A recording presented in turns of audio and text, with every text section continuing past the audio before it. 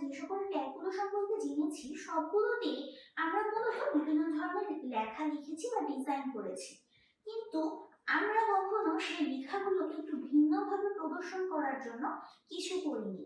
হয়তো আমরা font tag ব্যবহার করে বা স্টাইল অ্যাট্রিবিউট ব্যবহার করে আমাদের ইচ্ছে মতো রং দিতে পেরেছি বা ইচ্ছে মতো আকার নিতে পেরেছি, সাইজ ঠিক করতে পেরেছি, কিন্তু আজকে আমরা যে ট্যাগটা সম্পর্কে জানবো এটা অনেক বেশি ইন্টারেস্টিং একটা ট্যাগ, কেননা এই ট্যাগটাকে বলা হয় হচ্ছে আমার HTML এর অলংকার বা গহনা।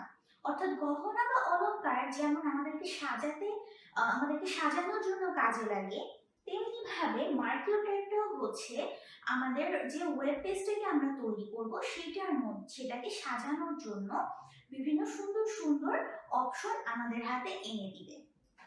তাহলে প্রথমেই আমরা দেখি যে মার্কিউ ট্যাগটা আসলে কি করতে পারে। তো মার্কিউ ট্যাগের ভিতরে আমরা যদি বিহেভিয়ার অ্যাট্রিবিউটটা ব্যবহার করি তাহলে আমরা কি করতে পারবো, আমাদের টেক্সটটা কিভাবে আমাদের স্ক্রিনে ফুটে উঠবে সেই বিহেভিয়ারটাকে আমরা ঠিক করে দিতে পারবো। এবং এই বিহেভিয়ারটা বিভিন্ন রকম হতে পারে, এবং এর পাশাপাশি আমরা আরেকটা অ্যাট্রিবিউট ইউজ করতে পারি, ডিরেকশন অ্যাট্রিবিউট। অর্থাৎ আমাদের লেখাটা কোন দিক থেকে কোন দিকে আসবে সেই ডিরেকশনটাও আমরা ঠিক করে দিতে পারবো। তো বিহেভিয়ারের মধ্যে আমরা কি রকম বিহেভিয়ার দিতে পারি, আমাদের লেখাটা স্ক্রল করতে করতে আসতে পারে বা স্লাইড করে আসতে পারে বা অল্টারনেট হয়ে হয়ে আসতে পারে। আবার ডিরেকশনের ক্ষেত্রে আমাদের ডিরেকশনটা লেফট থেকে রাইটে হতে পারে বা রাইট থেকে লেফটে হতে পারে। তো এভাবে মার্কিউ ট্যাগটা ব্যবহার করে আমরা আমাদের ওয়েব পেজে অনেক সুন্দর সুন্দর ভাবে লেখাগুলোকে প্রেজেন্ট করতে পারবো। তাহলে এখন আমরা মার্কিউ ট্যাগটা ব্যবহার করব।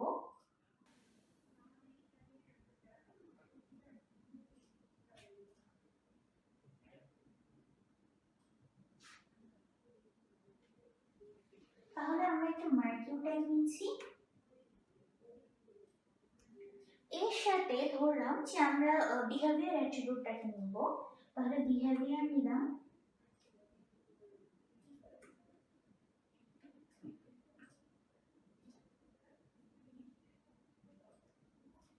এবং বিহেভিয়ারে আমরা দিচ্ছি হচ্ছে অল্টারনেট।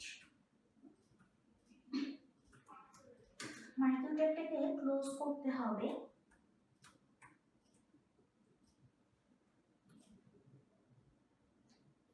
তাহলে এখন আমরা এর ভিতরে যা লিখব সেই লেখাটাই অল্টারনেট হবে।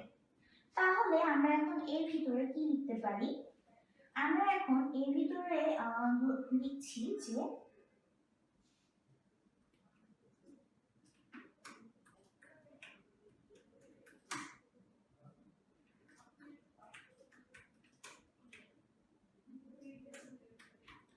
আমরা কন্ট্রোল এস দিয়ে এটাকে সেভ করব এবং কন্ট্রোল আর দিয়ে আমরা এটাকে রিলোড করব।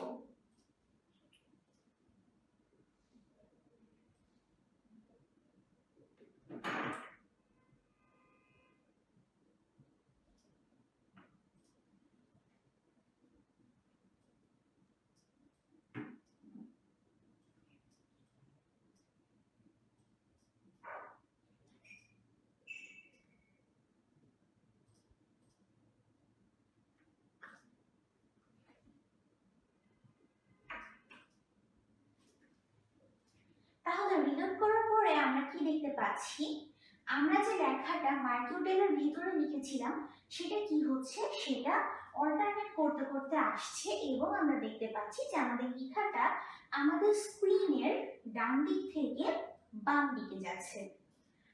এরপর আবার কি করছে, যখন এটা বাম দিকে পুরোপুরি পৌঁছে গেল তখন কি হলো, এটা আবার তখন বাম দিক থেকে আবার ডান দিকে যাওয়া শুরু করলো।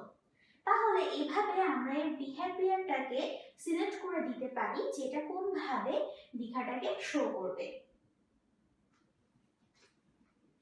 তাহলে আমরা যদি এখন বিহেভিয়ারটাকে অল্টারনেট না দিয়ে স্লাইড দেই তাহলে কি হবে সেটা এখন দেখব। এবার আমরা এটাকে সেভ করব, এরপর রিলোড করব।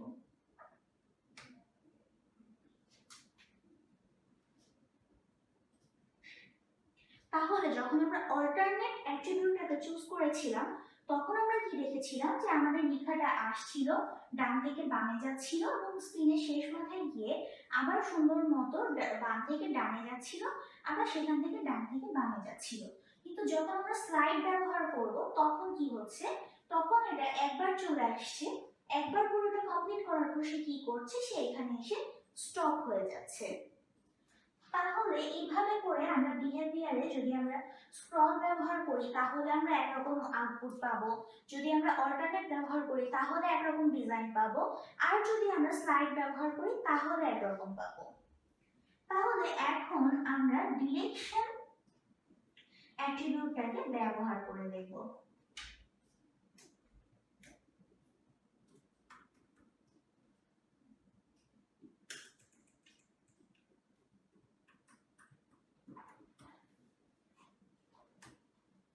এবার আমরা কন্ট্রোল এস দিয়ে এটাকে সেভ করব অথবা ফাইল থেকে সেভ করে নিব, এরপর কন্ট্রোল আর দিয়ে রিলোড করব।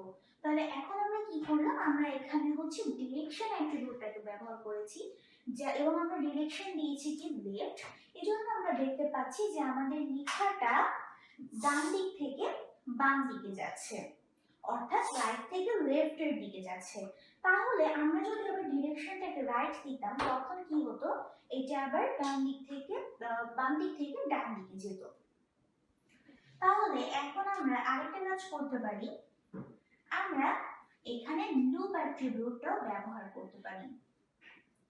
এই ক্ষেত্রে আমরা লুপের মান নির্দিষ্ট করে দিতে পারি, অর্থাৎ আমাদের এই লেখাটা কতবার ঘুরবে সেটা আমরা এখানে নির্দিষ্ট করে দিব।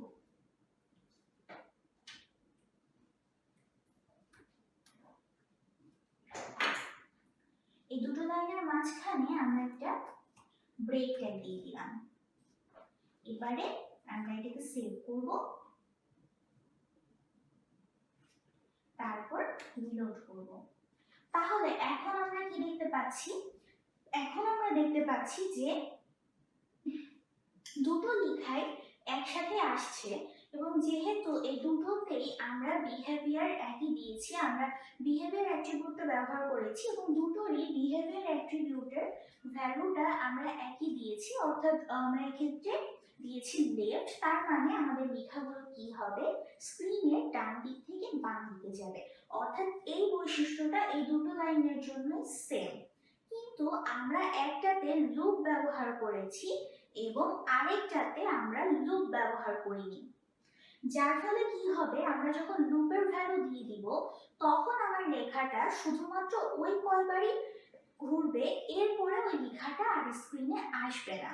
আর যখন আমরা লুপের ভ্যালু যদি আমরা এক্ষেত্রে ইনফিনিটি ব্যবহার করি অথবা লুপ অ্যাট্রিবিউটটা ব্যবহার নাই করি, কোনো ভ্যালু না দিই, সেই ক্ষেত্রে আমাদের টেক্সটটা একা একাই ঘুরতেই থাকবে এবং এই ক্ষেত্রে এটা কখনো থামবে না বা এর কোনো চেঞ্জ হবে না। তাহলে এভাবে করে আমরা অল্টারনেট বা হচ্ছে বিহেভিয়ার বা আরো বিভিন্ন ধরনের অ্যাট্রিবিউটগুলো ব্যবহার করে বিভিন্ন রকম ভাবে আমাদের ওয়েবসাইটকে সাজাতে পারি। যেহেতু আমাদের এই পুরো লেখাটা 3বার লুপ ঘোরা কমপ্লিট হয়ে গেছে, তাই এখন আমরা কি দেখতে পাচ্ছি, আমাদের নিচের লাইনটা কিন্তু আর আসছে না, কেননা আমরা লুপের ভ্যালু ওখানে দিয়েছিলাম 3, তাই 3বার ঘোরার পরে এখন আর ওই লাইনটা আমাদের শো করবে না। কিন্তু এই লাইনটা কেন আসছে, কেননা আমরা এখানে লুপ অ্যাট্রিবিউটটাকে ব্যবহারই করিনি। তাই যখন আমরা লুপ অ্যাট্রিবিউটটাকে ব্যবহারই করব না তখন আমাদের HTML বাই ডিফল্ট ধরে নিচ্ছে যে আমরা এখানে একটা ইনফাইনাইট লুপ চালাচ্ছি, যার ফলে যতক্ষণ আমি ওয়েব পেজটাতে থাকবো ততক্ষণ অনন্তকাল পর্যন্ত আমার এই লেখাটা এভাবে ঘুরতেই থাকবে। তো এইভাবে করে আমরা মার্কিউ ট্যাগকে ব্যবহার করতে পারি বিভিন্ন ইউনিক ডিজাইন করার জন্য।